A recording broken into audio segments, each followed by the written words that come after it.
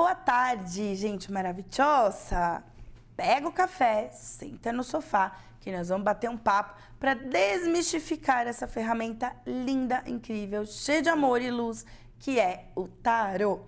A gente já bateu um papo aí, a gente já falou sobre a carta do diabo. Se você não viu, vai lá, assiste. Com certeza vai estar lá no YouTube, assiste lá, que você não pode perder estes papos incríveis que batemos. Vamos lá, a gente falou do diabo, a gente falou da torre e hoje a gente vai falar da tão temida carta da morte.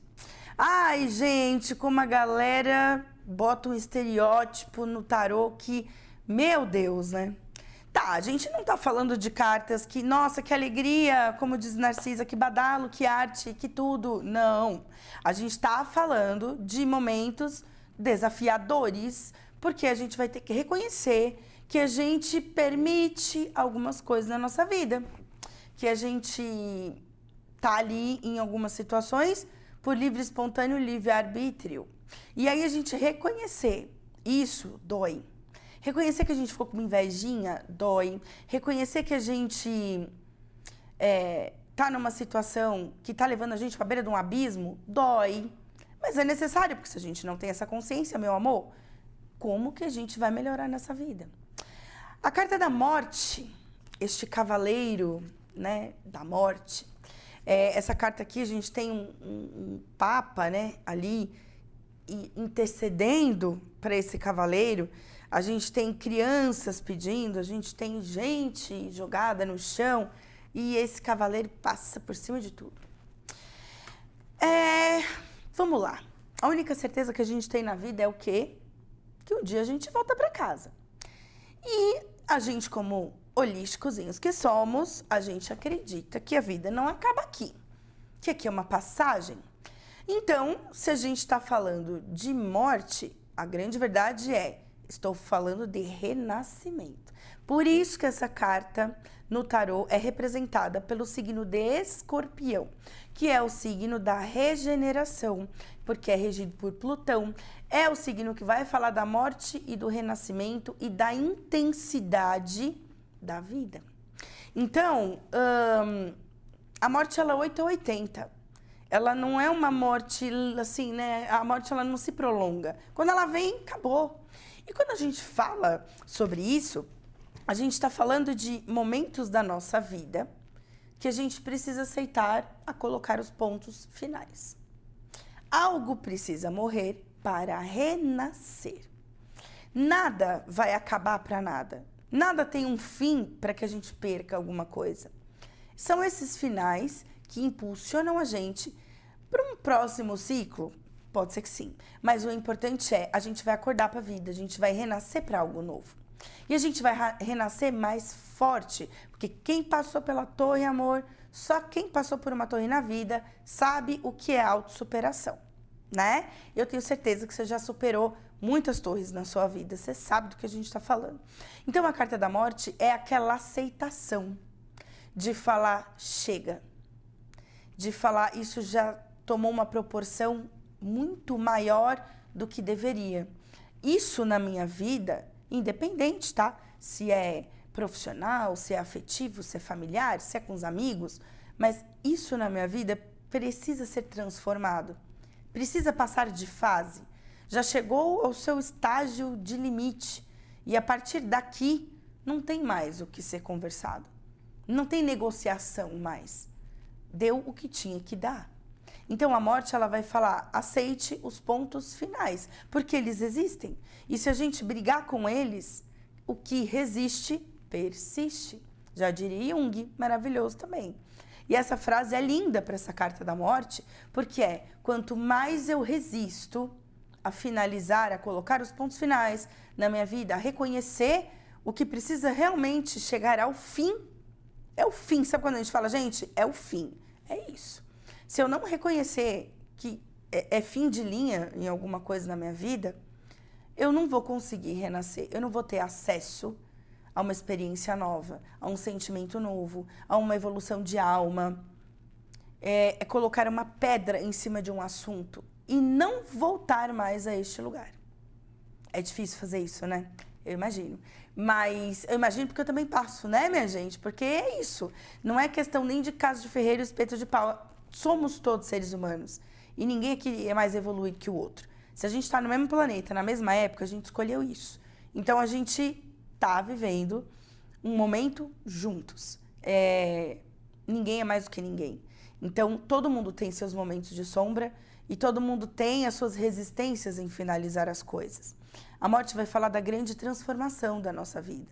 E não é uma única vez. Todos os arcanos do tarô, todos esses arquétipos, eles podem aparecer de imensas formas, de várias vezes na nossa vida, quantas vezes forem necessárias para que a gente amadureça. E essa carta também pode representar um luto. Esse luto, ele pode ser físico, quando a gente perde alguém que a gente ama. Essa carta pode representar um luto emocional, que é um término, é uma ruptura, né, com alguém lá na torre, na carta que a gente viu. É a gente passar por este momento e transformar isso em algo melhor pra gente. Porque a gente tem duas opções. Essa carta fala disso também, que é 8 ou 80, né, que é a energia de Escorpião. Ou a gente aceita o final e se joga nessa fênix que ressurge. Porque é isso. Sabe quando a gente fala, depois que a gente toma um tombo na vida, seja ele qual for, a gente fala, olha, o brilho tá voltando. É isso. O ressurgir da fênix é a gente ir ao pó, mas voltar de lá fênix. Fui até o fundo do poço, fui até onde deu, fui no limite. Mas me serviu de impulso para voltar. E agora eu volto como? Divando. Geralmente é isso que acontece.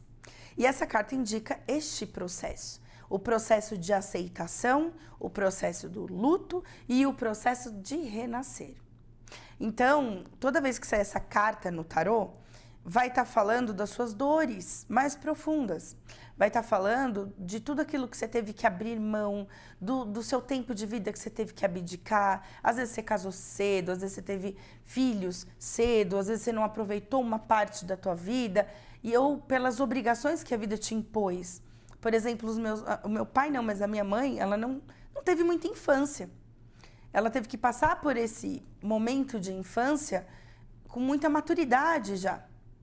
Ela perdeu o pai dela aos 4 anos de idade, ela tinha 4 anos. E ela teve que começar a trabalhar com 9 anos de idade para ajudar minha avó, porque ela ficou com as irmãs e a minha avó, e as mais velhas tinham que começar a trabalhar para ajudar a pôr comida em casa. Então, assim, além de viver um luto físico, que foi a perda do pai aos 4 anos de idade, ela ainda teve que amadurecer muito rápido e ela perdeu uma etapa da vida, que era para ela estar brincando, se sentindo segura, dela ter a figura paterna do lado dela, e ela não teve isso. Então, ela teve que amadurecer muito rápido. Por um lado, isso trouxe muita força para ela, mas por um outro lado, ficou uma falta. E que não vai ser preenchida com qualquer vício ou com qualquer... Porque a gente tem essa mania, né, de quando alguma coisa nos falta, a gente exagera na outra. A gente falou sobre isso também. Então, essa carta, a primeira coisa é, vamos aceitar este final. E depois que a gente aceitar este final como que eu vou me transformar? Como que eu vou transformar esse momento na minha vida em algo melhor para mim? Porque a gente tem a opção também de cair no chão e espernear, que nem criança, falar, não aceito, não quero. Aí eu te pergunto, o que vai mudar dessa situação? Nada. Infelizmente. Se a gente pudesse dar uns gritos bem alto, né, e as coisas pudessem mudar, seria lindo.